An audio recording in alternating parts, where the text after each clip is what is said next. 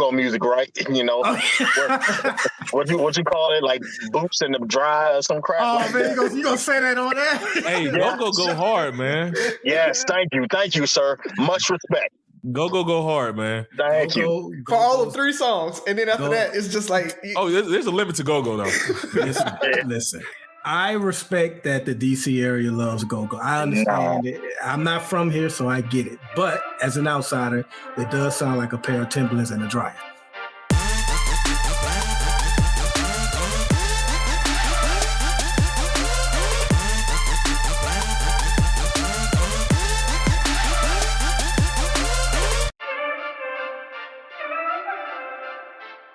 What up? It's Three Brothers No Sense. I'm Tavares Ferguson, a.k.a. Ferg. Join my co-hosts, Buff and Razi, on our first day on Inspire You.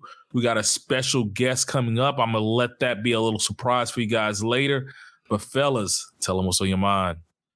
Hey, what's up? The first thing I got to talk about is Microsoft is buying Activision Blizzard. I don't know if you guys really care or know, but Activision Blizzard has like Call of Duty, World of Warcraft, StarCraft, Candy Crush, all those games, Crash Bandicoot, Guitar Hero, like all of these things are going under Microsoft. And so that's huge because Microsoft has the money to be able to bring back some of the dead ones that were awesome, like Guitar Hero. They can bring that back. They can fix Call of Duty so it stops dropping every year and be sucky every year. So I'm super excited about that. They paid $70 billion for Activision Blizzard. And so I think it's going to be something that is huge. It's really kind of hurting PlayStation. PlayStation stock dropped 20% or $20 billion, not 20%, $20 billion within 3 days of Microsoft announcing that they were buying Activision. So it's huge for the gaming community. Just wanted to throw that out there.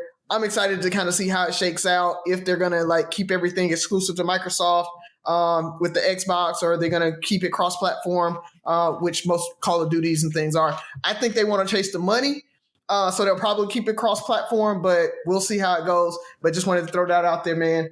And finally, what does it mean for non-gamers? Do I need to buy Microsoft or do I need to buy PlayStation? Probably buy Microsoft, which at this point is probably too late because it's already priced in or whatever. PlayStation is going to bounce back, but PlayStation is cheaper now. PlayStation's cheaper, and it probably is going to bounce back. So that might be a good play now, is to buy PlayStation. But I am not giving financial advice. Just want to say that I can't. But yes, that makes sense for that. It would bounce back, and it might be a good play. But aside from that, man, on a down note, I don't know if you guys heard Regina King, her son died of suicide today. So we just got to make sure that we've talked about it a couple times. Check on your folks, man. I mean, with Regina King, somebody of that celebrity, you see it a lot of times with celebrities, right? Their kids or their loved ones committed suicide and things like that. So, just because you're out and you're paying the bills and you're doing what you think right, still make sure that you're involved in those children's and your loved ones' lives and check on them and keep checking on them is all I got to say on that, man. So that's all I got. Yeah, I was going to speak on that too. Very, very sad situation. Well, before we go, let's give that brother, his name is Ian Alexander, just so we can, I think Ian Alexander Jr., as a matter of fact. But, so hearts go out to the King family. My bad, Byron. I want to talk to the Inspire You on air crowd, because we got a real treat for you guys with our first episode being on there. Ferg mentioned we got a special guest.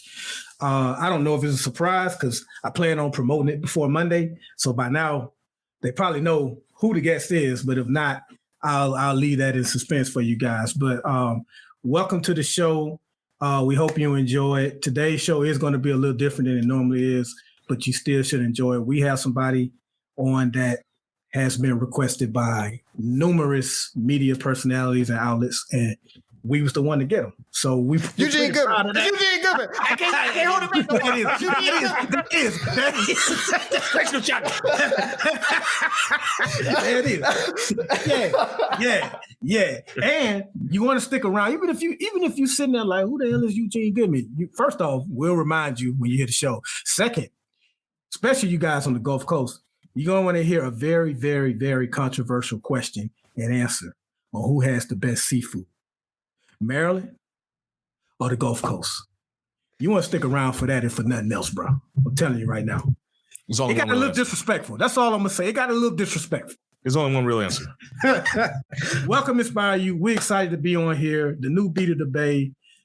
Three Brothers No Sense. Rock with us. We're going to have a lot of good times. We talk about serious stuff, all that stuff. So stick around, check us out, and you're going to love this episode and the ones to come. So we're very happy to be on Inspire You on air. Okay, fellas. Well, I'm going to do something I usually don't do. I usually don't get into the political realm like you guys do, but there's a lot going on.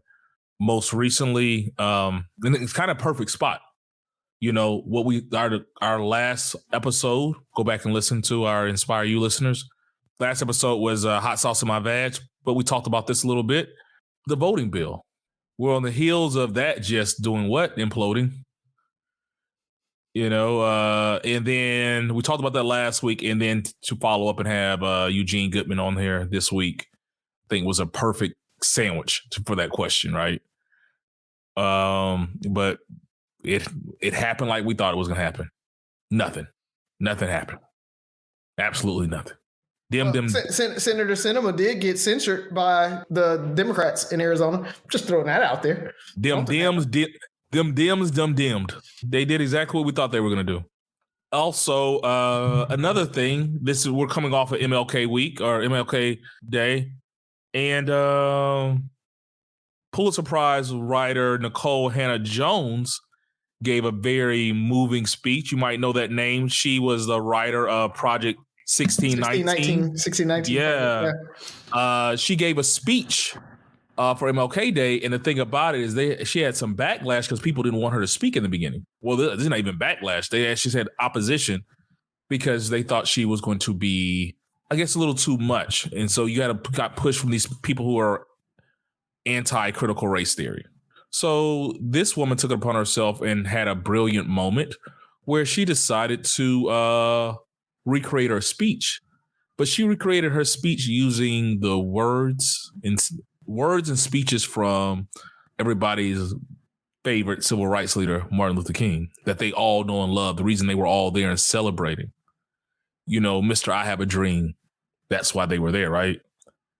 But little did they know that her speech was nothing but his speeches thrown back in their face. And they were appalled about how in your face she was, right?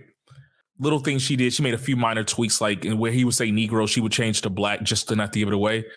But there was some marking or similarities where he even talks about 1619, where recognizing when the first African slaves arrived at the U.S. And she goes on after the speech to a lot of uproar, and she challenges them because she kind of hit them with the fact that you guys didn't like him then. Here are all the names you called him during that time period. Even former President Ronald Reagan was in opposition of MLK Day. She brings all this out. And when she hit him with those weren't my words, those were your beloved King, man, they were shocked. So yeah, she described a gasp and silence after she said that from the crowd. Because you think you know who he is. This is who you love. And the biggest thing she said was his legacy won't be whitewashed. And that's what I took from it, is so many people love Dr. Martin Luther King because of the whitewashed image. And Byron brought this up earlier this week on our Facebook group, and was talking about other speeches. But a lot of people did not know who he was or what he stood for. And you talked about that last episode as well. And so it was so brilliant. And it was just perfect timing with all this anti-critical race theory. I don't even know what to call it. Sentiment going on, you know, especially down in Florida, where they're trying to do, Florida's trying to Florida. But it was so eye-opening. My hat's off to you, young lady. Keep it up. That made my week. So I think that's it. Well, I got something that'll make your week. You know that 70% of the water, or 70% of the earth is water, right? Yeah, y'all know that? Yes? No? Yeah? Yes. So did y'all also know that all that's uncarbonated? So essentially the world's flat. You gotta give him his props on that one. Why? You gotta give him his props on that one. Tell me why. Because it works. It works. It works. Okay. When have you ever heard somebody say, I'm going to go to a comedian show or a comedy show because his jokes work? Dave Chappelle is not famous because his jokes work. Was it funny, Byron? Was it funny, Byron? It had humor. Whatever, man. Whatever. Y'all gonna get off me. I found humor. Carrot Top, Fozzie, all the greats. They all went through this, right? All righty. This is our inaugural episode of Three Brothers No Sense on Inspire You on Air. We officially made it. We're global now. So to my hometown of Mobile, for all our listeners, we're here. We're global. Laissez les bon tip roulé, something like that. I'm better than I was last week. That's my New Year's resolution. By Fat Tuesday, you gonna think I'm from the NO.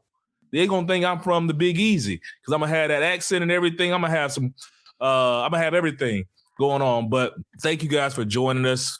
First episode here on Inspire You. And most importantly, we have a special guest.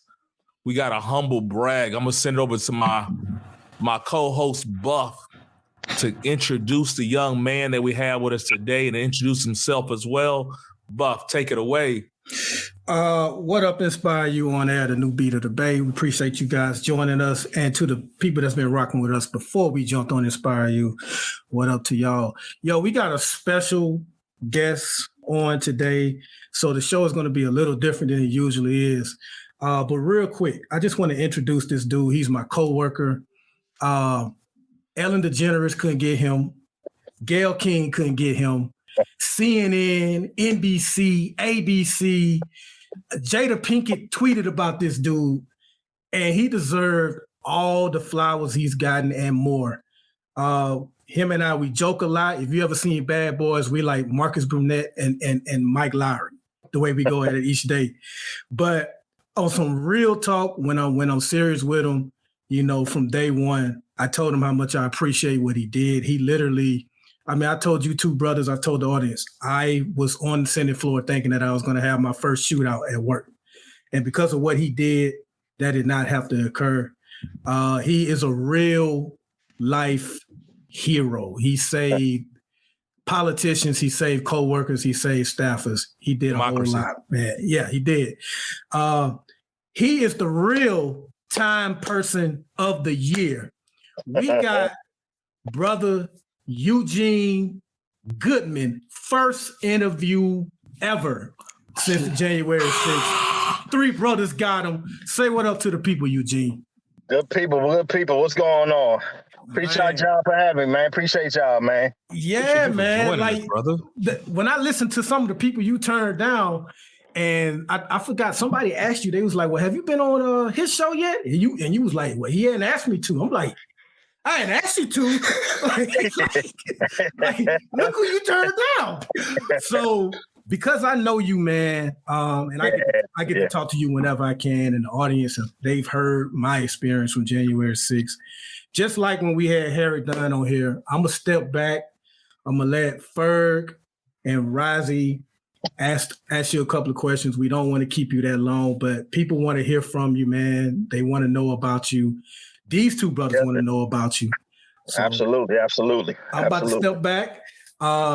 Answer whatever you like, man. Anything you feel uncomfortable with, they'll understand. Fellas, take it away. Before we do that, Buff, this is our first episode for some people, so I'm gonna introduce our sound man, our man behind the stage, the man that makes everything happen, the coolest nerd you'll ever meet. Razi, tell the people about yourself. Hey, what up, everybody? Like Ferg said, I'm the coolest nerd you'll ever meet. Love it. Love love being able to be on here, talk, laugh, joke. And as you guys will see later in the show, my jokes are pretty funny. I'm put myself on a pedestal about that, but there's greats. There's Carrot Top. Dave Chappelle. It's like Carrot Top, Rodney Dangerfield. Who are just Fozzie? Waka Waka Waka. Yeah. You're up there with those guys. The real greats. Wow. The real greats. See, So you got that humor. More of that cricket humor, bro. Oh, wow. So, but Eugene, man, we really do appreciate it. Like Byron said, we appreciate you taking the time out of your day. I mean, all the celebrity, all the attention that you're getting, and to be able to say, you know what, I'm gonna spend some time with the three brothers. That's huge for us. We appreciate it, and I'm gonna do everything I can to make you look good on this episode. So whatever you say, don't matter. Absolutely, man. Have Absolutely. fun. We'll work it out in the backside. Wait, pause. God. What the? Hey man, we don't have to do all that. We are a liberated show, man. We are grown men. We don't got to pause, man. Keep the party going. But no, what's funny, Eugene, is the way Byron introduced you and the way I felt so unworthy to be your first interview. And I know we're not going to do this interview the justice deserves. It makes me think of that, when you were growing up, that bad chick or that dude that's dating that person way out their league, and you're trying to figure out how they got with them. That's how I feel about this show. They looking like, wow. So say he turned who down? So basically you name all Megan Good, Megan Thee Stallion, like name all the baddies. You turn everybody down and you came home with random chick.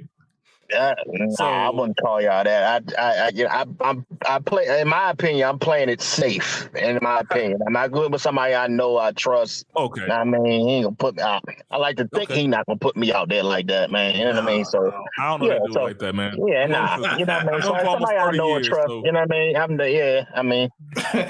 the apartment. I've been in the apartment 15, and I've known him since then for the most part. So we go back and forth. We get personal at work all the time. So.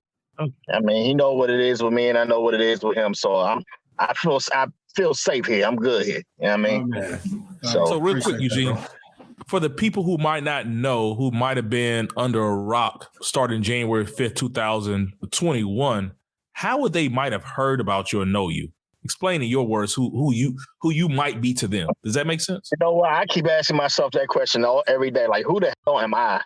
I ask myself that question every day.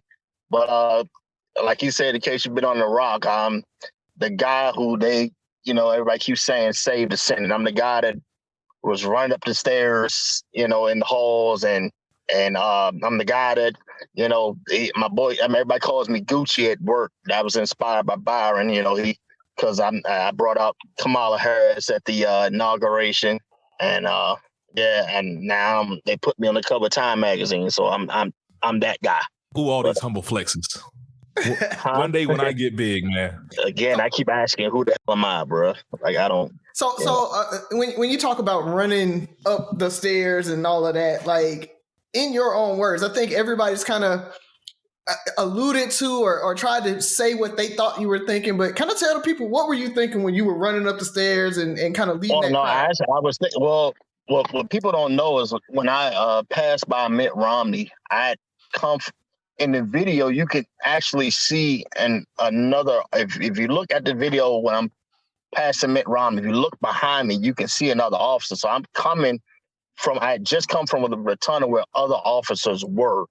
So, and I was communicating in the radio and all that. So when I got down the stairs, and got confronted by all of them, I was backpedaling back to where I had last seen help.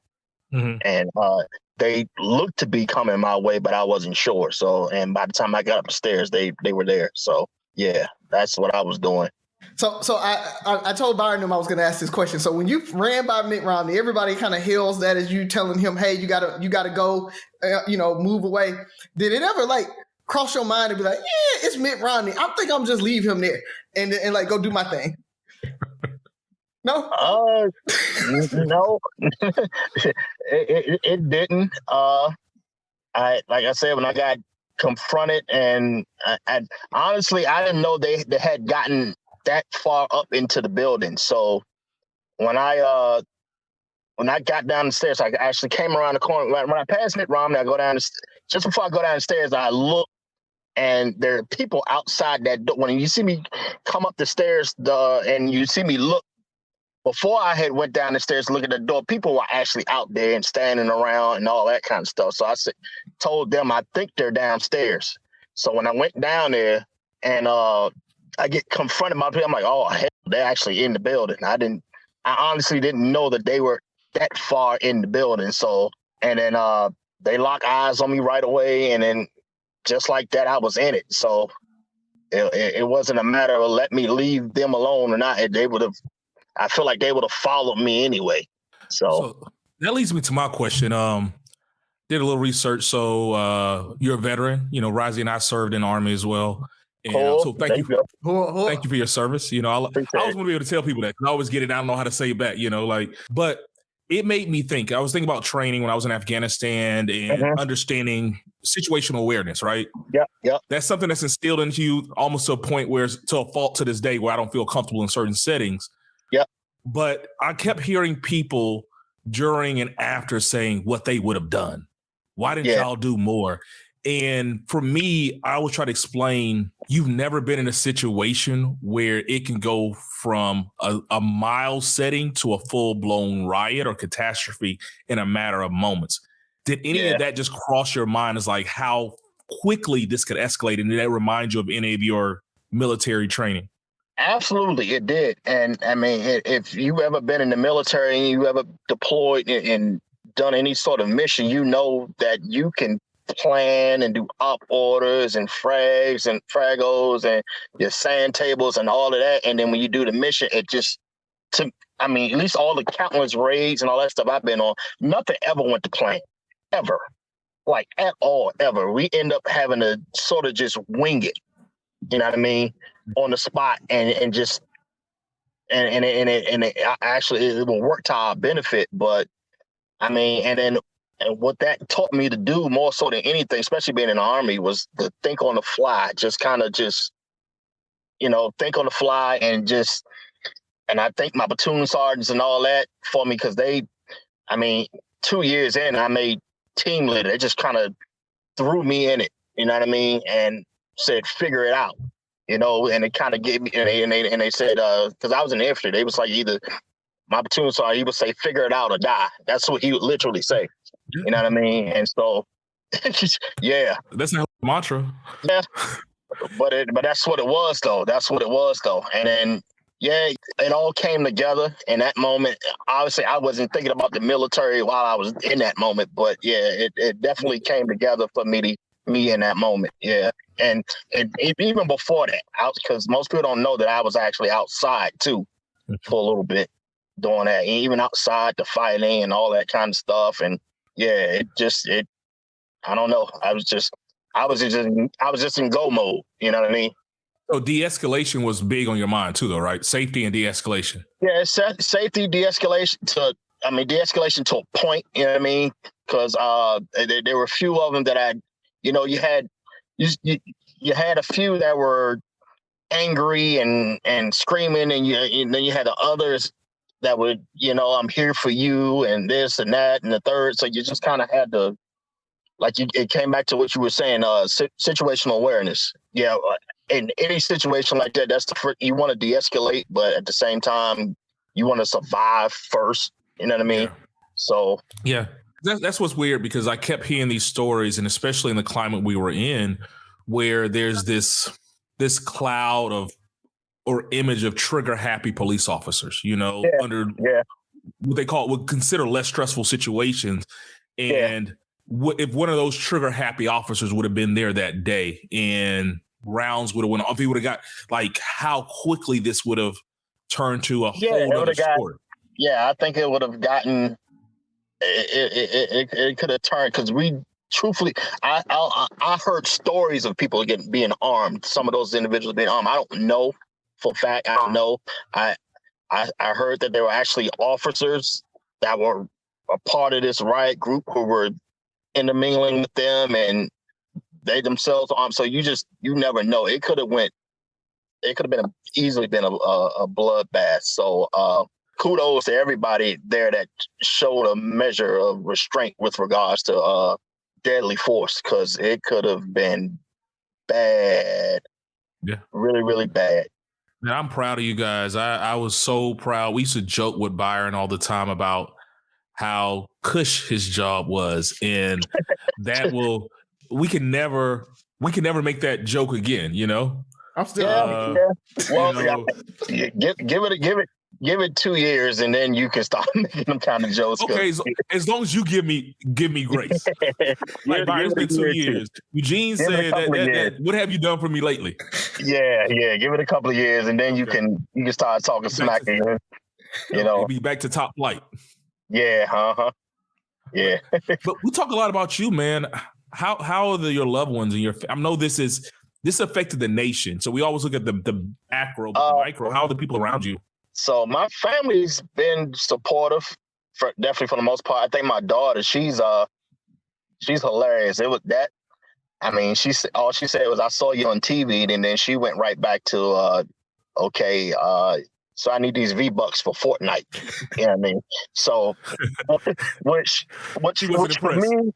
for me was good. It was good because it got my mind off of there, and because one thing I try to pride myself on doing is not bringing work home. I mean, obviously on that day it was a whole lot harder since I was wearing work. You know what I mean? I still had pepper spray and all that stuff, air spray all on me, so it was a little harder.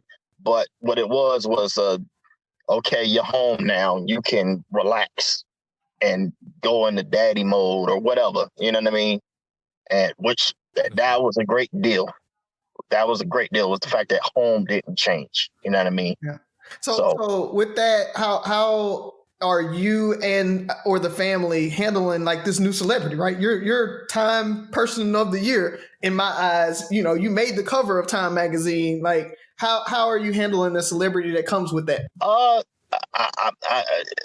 don't know. I'm day to day with that.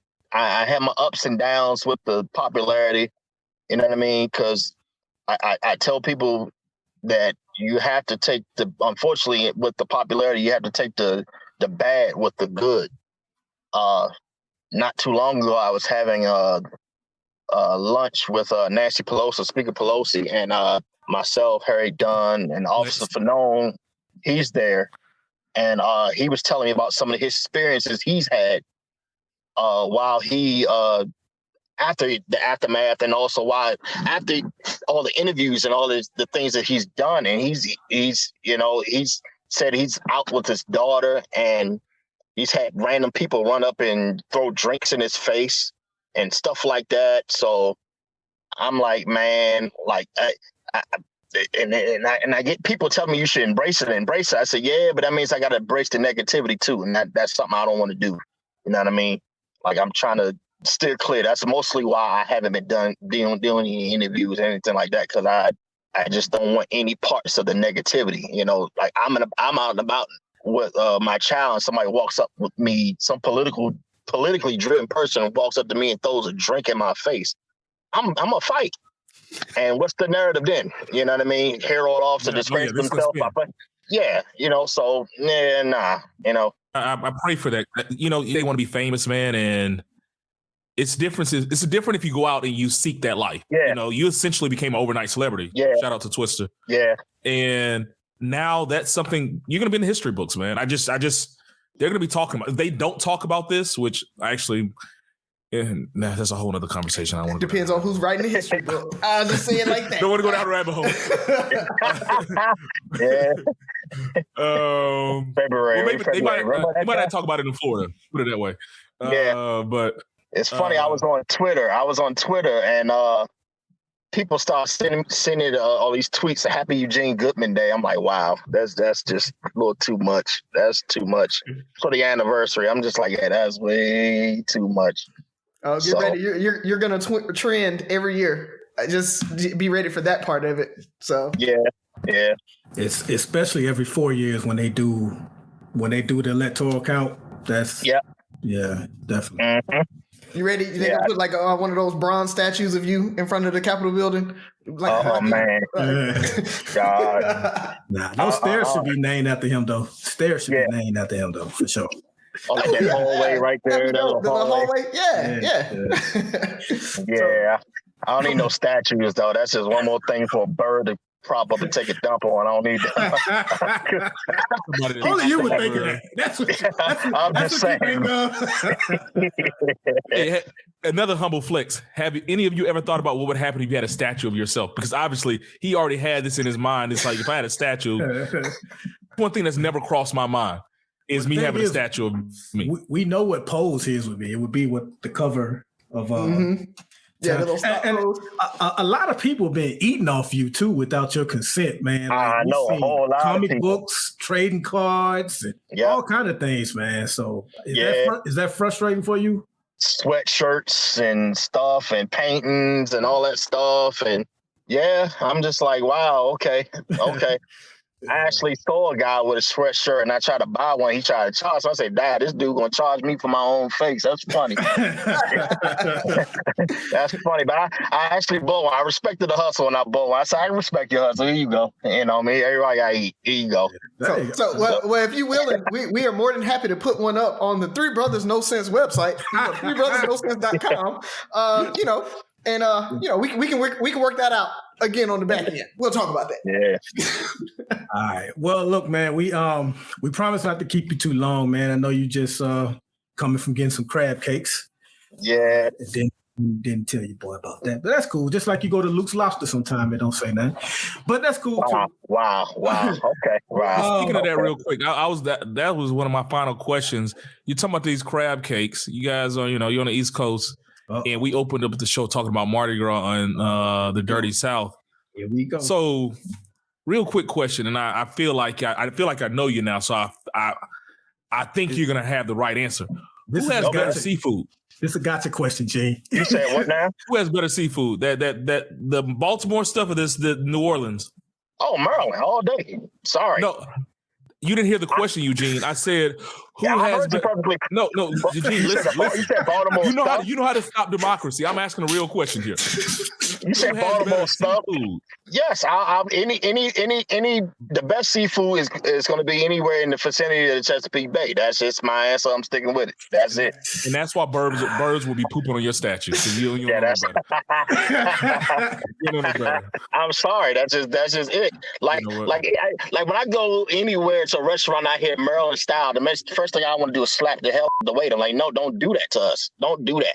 You know what I mean? Because I know when I get it, it's not going to be the way I want it to be. Yeah, it might have flavor. Byron, what was that restaurant we went to? And it said Maryland style crab cakes, and they gave us these little chicken nugget looking little. What was that? What was that restaurant?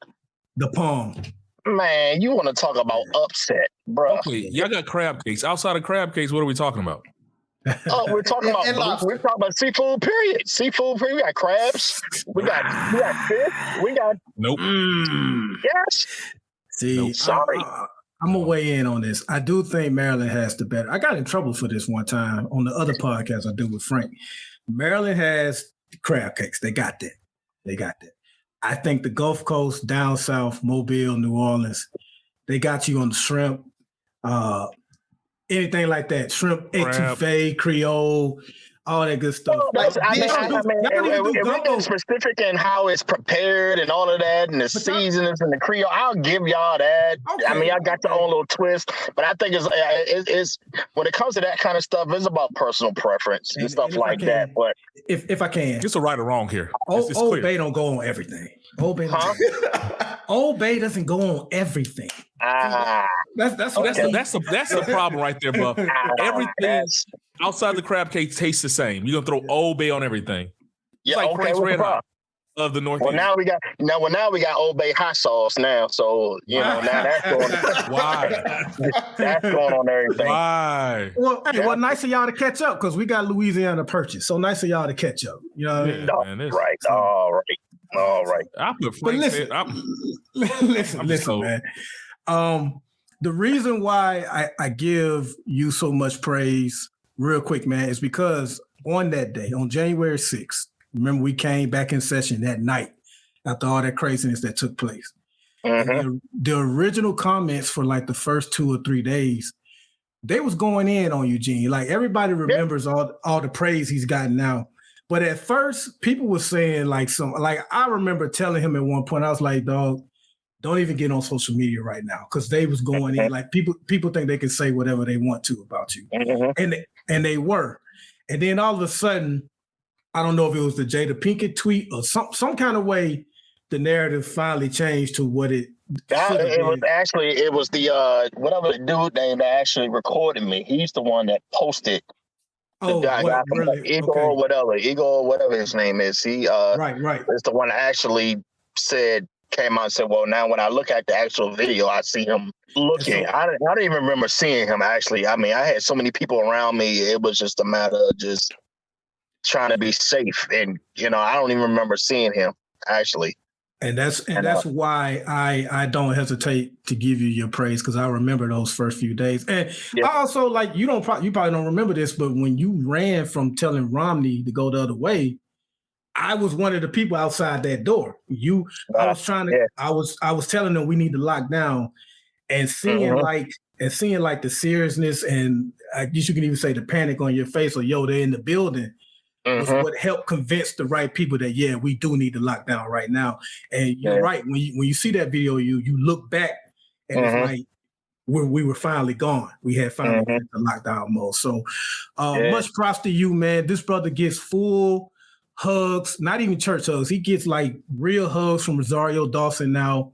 She like knows this dude. And I won one bet. The time covered. So if anybody from Blackish, technically you didn't win the bet. Technically, I did. No, you didn't. You didn't say time. You said time person of the year. You didn't say time. You didn't say time cover, but I gave you time cover. Okay. Okay. I gave you time cover. That's fair. I'm gonna cheat. I'm gonna cheat real quick. I'm gonna use my platform now. If this episode reaches anybody that has something to do with Blackish, wow. Okay. Wow. We've seen the first 3. We've seen the first 3 episodes. You guys have not mentioned his name. I need y'all to help me win this bet that he's going to be mentioned on an episode of Blackish. Please don't. Go back and reshoot. If he's not mentioned in this season, go back and reshoot where y'all mention him so I can win this bet. But in all seriousness, old man, thanks for coming on, dog. Yes, sir. Real life hero, man. I'll never stop saying that. You deserve all the flowers you're getting, man. And like I told you, man, before we start recording, if you want, you can stick around. But if you got to go, that's cool. But I really appreciate you coming on, dog. Absolutely, gentlemen. Absolutely. I'm about to get into these crab cakes. So I don't blame you. I don't want to be chewing on your show. I don't want to be, Cool. Man, I thank you for gracing us with your presence, brother. Man. When I come back up there, I might bring some gumbo or something up there. I'm not a fan of gumbo. Keep it right on down there where you at. You should have said that. Wow. I would have asked you a question regardless at the start. You don't like gumbo? Now I know. Bro, I'm not an outright fan of gumbo. Not an outright fan. You know what I mean? I've had it from down there, and I'm like, all right. Okay. All right. Maybe it was the wrong place. I don't know. Maybe you got the. It's Eugene. You're fine. I will say, listen. New Orleans did introduce me to smoked oysters with Parmesan on. I've been destroying them since. That was New Orleans that put me on that. I've been destroying grilled oysters. That's what you want in your life. But you know what? I should open up now that I know that you're not a fan of gumbo. I understand your answer. Okay. I understand your answer. Yeah, I'm not gonna say what it looks like to me, but I mean, okay. Now you're about to get rude. Okay, all right. Well, hey, that's like you and go-go music, right? What you call it, like boots in the dry or some crap. Oh man, you gonna say that on there? Hey, go hard, man. Yes, thank you, sir. Much respect. Go hard, man. Thank you. For all of 3 songs. And then after that, it's just like... there's a limit to go, though. Listen, I respect that the DC area loves go-go. I understand it. I'm not from here, so I get it. But as an outsider, it does sound like a pair of Timberlands and a dryer. See. So See, that's disrespectful. Okay. No, but that's just okay. But I understand it. It's cool. It's cool. It's fine. It's fine. Yeah. So, all right. All right, man. All right, gentlemen. All right, man. Thank you, Jay. Y'all be blessed, man. Y'all be blessed. See you, man. Same to you. Appreciate it. All right. All righty. Let's go ahead and jump into it, man. Either one of you fellas have a good question for us today? Oh, I did. As we kind of change seasons, finally getting cold, and going out a little bit, trying to kind of get ready for Vegas. We're going to be in Vegas in March, type thing. We definitely got to record a live show while we're there at some point. That's another thing. But while we're doing that, I wanted to ask you guys about colognes. And do you guys have like different colognes for different seasons, different events? Like, what's some of your favorite colognes, and how do you kind of decide? I do have different colognes, but I'm currently getting schooled by our guest today, Eugene Goodman. He is like a cologne expert. Like, he's the one that told me you have certain colognes for certain seasons and all that stuff. So I have multiple colognes, but they just like in a rotation. Like, it's Bond number 9, it's Dior, it's Prada Sport, it's Creed. Yeah, and so it doesn't matter what season it is. It's just who's up next. Use that. All right, next. So no, but I am aware. I have learned that you should have, I think, like citrus-based colognes or the scent should be like, I think, in the summertime. And it's certain scents that you want in the wintertime and stuff like that, certain occasions and all this stuff. So I'm learning. I'm not there yet. So yes, I have multiple colognes, but I don't know what I'm doing yet. So no Nautica and Issey Miyake. You guys remember those? Yeah. Cool water. Yeah. Cool water. You know what? For the most part, I'm not a cologne person. Colognes bother me a lot. Like, I'm very sensitive to the scent, and I don't know if it was just something I was going through at the time. I was getting migraines, and maybe it was the cologne I was wearing. The scent would give me headaches, and so I just stopped wearing colognes. Like, I wear colognes every blue moon. What were you wearing? I don't even remember, dude. This might have been 15, 20 years ago. I'm not a cologne person. Z bought me a few. I don't even know what's in there, and I wear it whenever we go out. And I'm kind of like Byron, like, all right, I grab the closest one. I might wear the same cologne twice in a row if you let me. I don't know.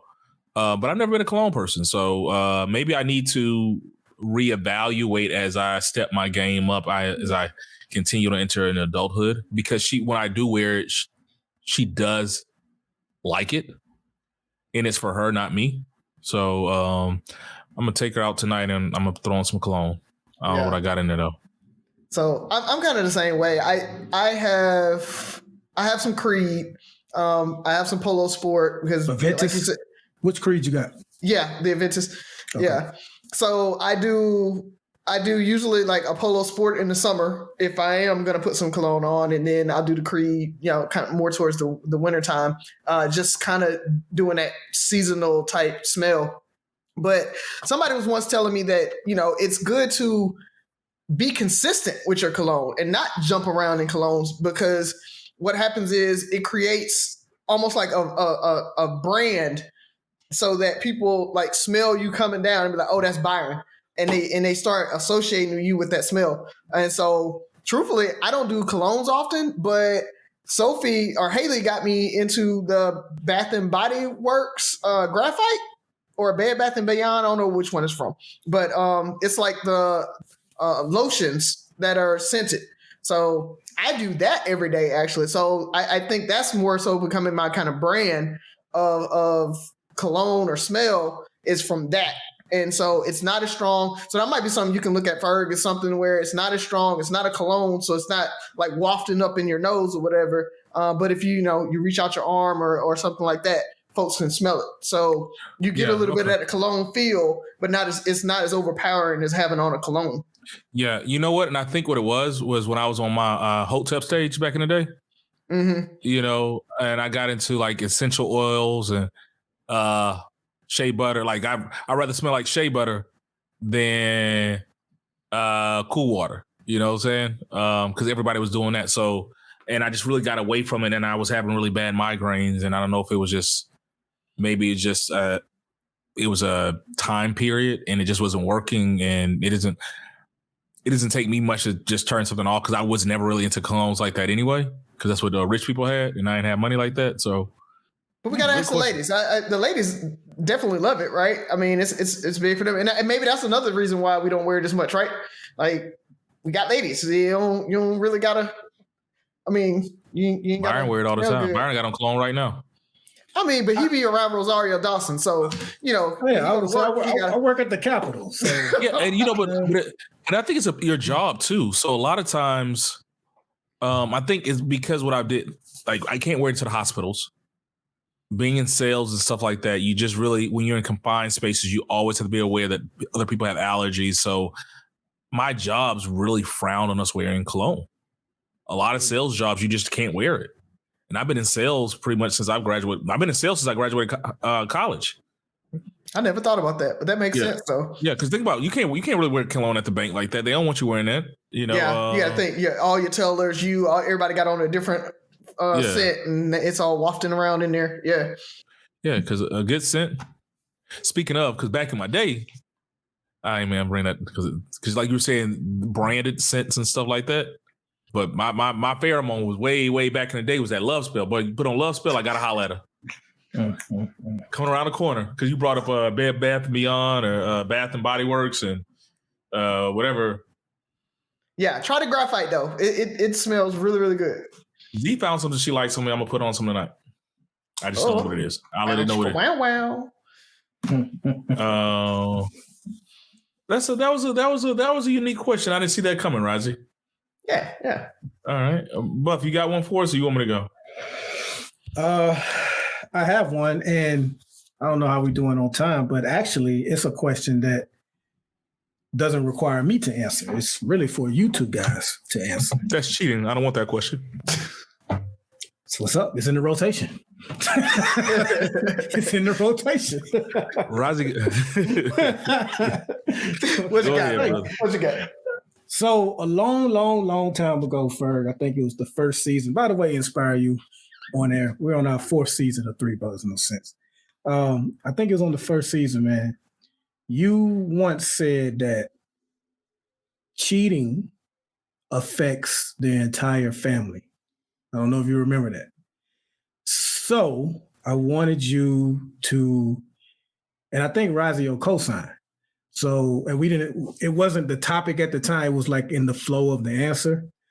So I just made a mental note of that and wanted to ask you one day, how do you, because when you first said that, I'm like, it kind of just affects, maybe the kids, but I didn't know if you meant like extended family, like cousins and aunties and stuff like that.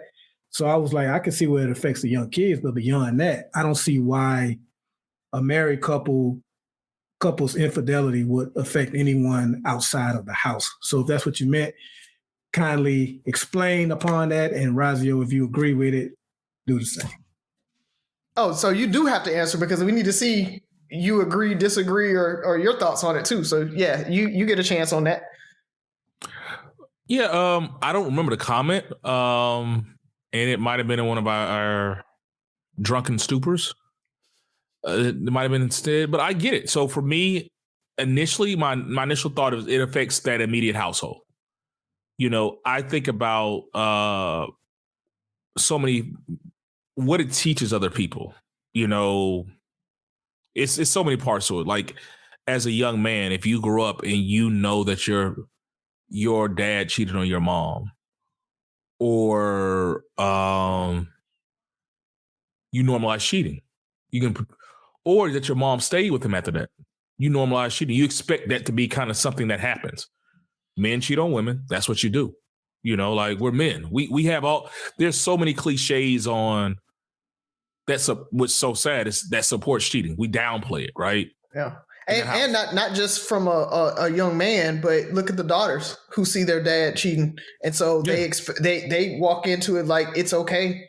or, I'll stay with a guy that cheats because my dad cheated too. That's a normal relationship. Because we start justifying all the other things that, well, he's still a provider. He's a good dad. My mom still loves him. They've been together so long. We start making these, I'm not gonna say excuses, but we don't look at the root. We don't talk about the cheating itself and how it affects people. Then, because unless you're just a family of one, because we normalize cheating in the house, other people normalize cheating around you. The aunts, the uncles, the cousins, the brothers. Well, everybody know that Uncle Jim cheating on Aunt Wanda. That's why she put him out last week. But it's cool. So if you're out with Uncle John and he what do you say? Well, I ain't gonna tell, because he don't say no, I ain't gonna say nothing. Because I'm not about to get in between. It affects so many people, and it just continues to normalize this cheating world and accountability world. Because growing up, I didn't want to get married because I didn't want that.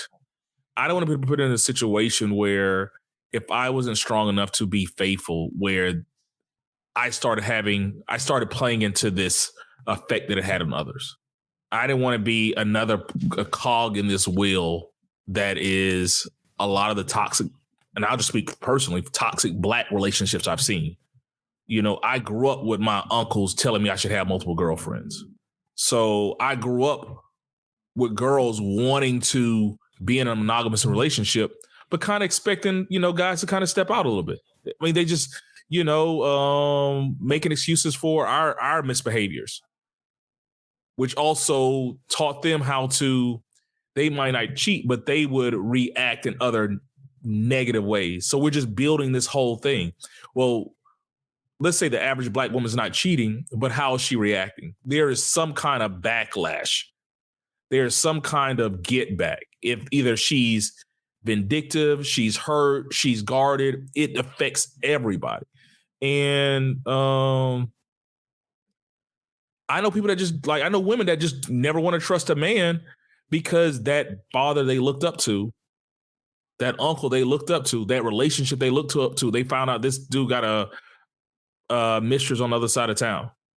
That dad is it just affects so many. I don't know, man.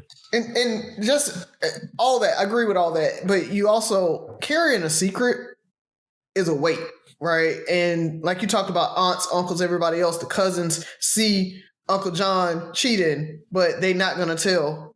They're not going to get in between it. So now you're carrying that secret.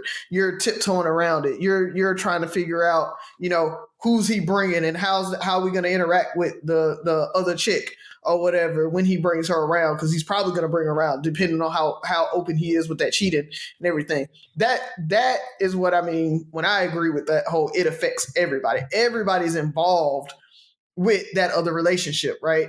And then you have to deal with the non-cheating person, like Ferg, you talked about that backlash and everything like that, the arguments, the fights, she put him out. Where is he going to stay? He's coming to my house to stay for a week or whatever. And so now I got to deal with him for a week and have a guest in the house all that whole week while they're going back and forth. She's keying his car or she's slashing his tires. And so now I got to help him because he got 4 flats or whatever. And so it's cheating is this effect, waterfall or effect of everybody being involved with it, not just from a emotional standpoint, but just from a physical, having to be there helping and deal with it, part of it. So it affects everybody that's around, not just family, but friends too. Byron, I feel like you have a rebuttal to that though. So I know a woman, you guys talked about normalizing. I know a woman that once said her mom told her, as long as he ain't beating your bleep and he taking care of the house, you ain't got nothing to complain about. What's the problem? Mm-hmm. I know another woman that told me she expects every man to at least cheat once. And she's married. And she's like, I don't want him to cheat. I hope he doesn't cheat. But I'm pretty sure, she's like, it's too hard for a man to never, her thing was, a man cannot go his entire life without cheating at least once. Now, I do think that's easier said, like she's saying that, but I think if it happened, she's not going to be like, she's saying that she's ready for it, but I don't know how true that is. I'm actually a little upset, man, because when you first said it, Ferg, you know I like to disagree. I love to be the one that disagree with you two on this show. And when you originally said it, I remember the reason it stuck up into my mind. I was like, well, no, it ain't the rest of the family business. It ain't got nothing to do with y'all. But I agree with you guys because I'll say this, not necessarily, but more than likely, it can affect the entire family. Razi, you mentioned like, you know, if it's the man that's cheating and the wife puts him out, where is he going to stay? He may call up his cousin or his uncle. You ain't staying with me. You know, I gotta come crash there. And then you gotta think at it this way.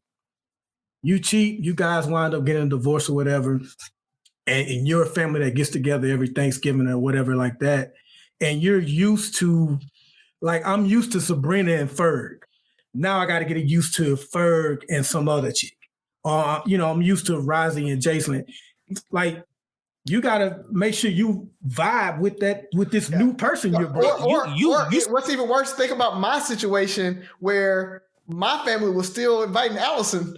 So it's not only that you gotta find, you know, my new chick, but then like they gotta start interacting with my old chick. Like, it's the whole picking sides, right? Yeah, too. Like you gotta pick sides. It's like I said, you kick him out. Well, man, you know, Byron don't got nowhere to stay. Well, he better keep looking. He ain't staying here. You know, like, dog, I just need to play. Dog, I don't know, man. Z ain't having it. We had a friend who, you know, got caught up in him and his wife were going through divorce. And the first thing when all the wives found out, guess what the first question was? Where you going? Because he ain't staying here? No. Did you know? Oh, yeah. I was going to bring up that aspect too. Because if I hang with Byron, you know, you know, did you know? Who is it? Why didn't you tell me? You know, it's like, what I'm going to tell you? What telling you was going to do what? You remember when Carmelo got caught? I guess he got a stripper pregnant or whatever like that. Mm-hmm. And it was the meme going around with LeBron James' wife looking at him. And people was putting the caption. So did you know? The whole Kobe and Shaq thing. It brought down a team. Yeah. So. Like it's so much. It's then you get back to normal life. It's how do you act? You know, because we normalize it. Like, yeah, Byron cheated, but he's still that's still my dog. Mm-hmm. Where you going? I'm about to hang out with Byron. Why? Byron who? Yeah. You know, and I love like the Blackish ecosystem, and Grownish is one of the shows on there. And what happened, somebody that kind of situation was like, why didn't you tell me? You knew but didn't tell me. And oh boy was like, wasn't my secret to tell.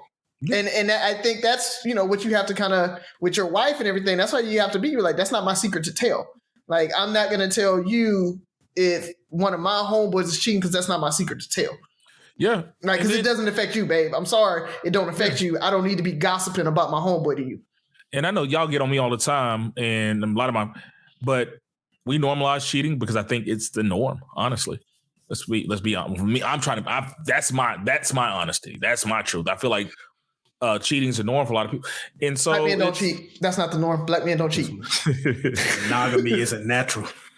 Yeah. But it's the fact that, I mean, there's a long-term effect. There's a trauma of it all, to the point where if you grow up as a little young black boy and you never really seen any black man be faithful, in your mind, there's no way black men can be faithful. And like you said, these young women are looking at the same thing. There's women out here that just don't think men can be faithful. And therefore, we always go back to cheating, but there's other things that are just as harmful to a relationship. And so his cheating is one thing. 9 times out of 10, she's going to do something that's just as detrimental to that relationship. Either it's her attitude, because in her mind, she feels entitled, or she feels she has the right. You know, if you out here with all these chicks, then I might as well be out here doing this. I'm spending your money. I'm putting this in debt, whatever it is. And it's just a bad situation, man. Cheating is bad. That was the episode I think that this came up. Yeah, I think it was. Yeah. So, hey, but Inspire You listeners, just think you can always go any of your podcasting platforms, check out any of our back catalog. Like Byron said, we got 118 episodes you can go back and listen to. So we're not as bad as One Piece for the nerds out there, but even with that, go check us out. All righty. So with that being said, I think it's that time, fellas, to go ahead and do our parting shots. What you got for us? I'll be brief. If your Christmas tree is still up, take it down. That's it. Come on, y'all. In Mobile, they got Mardi Gras trees. Okay, well, it can be a Mardi Gras tree, but if you still have your Christmas tree up with the Christmas decor, come on, I don't want to set a hard deadline, but let's go ahead and start putting it off. I know you don't feel like it, but let's go ahead and just take it down, all right? What is the cutoff date in your mind before you should have had to make this? I hadn't thought of a specific date. Let's go. Listen, by February 1st, it need to be boxed up and put away. And we're creeping up on February, so every year I got till February 1st to put my tree away. Yes. I say New Year's, so that's my rule of thumb. Yeah, it comes down before New Year's. That's come down when it come down. Mine is down, by the way, Byron. Thank you. So all I got, man, for the wrestling fans out there, you guys know John Cena has a show out now called Peacemaker. And I just want to say that Vigilante is stealing the show. And John Cena, you need to step your game up if you really want to keep this show and be a superstar. That's all I got. Step your game up, John Cena. Well, I got two things real quick. For one, man, Girl Scout cookies came out with a new cookie. Oh yeah. You got glitter and sprinkles, and when you pop it in your mouth, it has a buzzer and all that stuff. No, but it's called Adventurefuls. I think it's caramel flavored cream and a dash of sea salt. A brownie inspired treat that features a caramel flavored creaming and a dash of sea salt. That sounds so good. But the thing, because I love brownies. I love caramel, and a little sea salt adds that saltiness that they're trying to get me fat. But the downfall of it is their supply chain issues. So we might not see that no time soon. Mm-hmm. So that's my thing. Be on the lookout, Girl Scouts. If y'all trying to peddle some cookies, come over to my house. I got you. Give me 5 boxes of the Adventurefuls and 2 boxes of Thin Mints. Just throwing it out there. Put my order in right now. Dosey-dos. That's the stuff. That's so horrible. That's the one with the coconut peanut butter. Oh no, those are Samoas. Okay, yeah. So my last thing, I'm gonna do a throwback. Feel the rhythm. Feel the rhyme. Get on up. It's bobsled time. Cool Runnings. Jamaica's bobsled team, for the first time ever, has 3 different teams in the Winter Olympics. So I used to be a fan of Cool Runnings, so they're back. They have 3 teams. They have, I think, women's singles, 2-man and 4-man. And the 4-man, this is the first time they've been in the Olympics since '98. So going on almost 24, 25 years. So I used to love that movie, Cool Runnings. So I'm cheering for, I know we don't get excited about the Winter Olympics. And I felt like the Summer Olympics this past year was a sham. So I'm trying to get myself excited about the Winter Olympics. So I'm Team Jamaica bobsled team, bro. So Cool Runnings. And so as y'all can see, I'm multicultural. I came in with my Creole, my laissez bon tout Creole roulette. Yeah, that's it. And now I'm doing that Jamaican Cool Running. So as you know, we have something for everybody on Three Brothers No Sense. Anything else, fellas? Let's go ahead and close them on out. Appreciate you, Eugene. Appreciate it, big dog. Yeah, appreciate it. You. And you're wrong, but that's a topic for another day. So disrespectful. So for our new listeners, 6 rules of podcast: listen, like, share, subscribe, comment, and most importantly, listen again. Check us out, Three Brothers No Sense.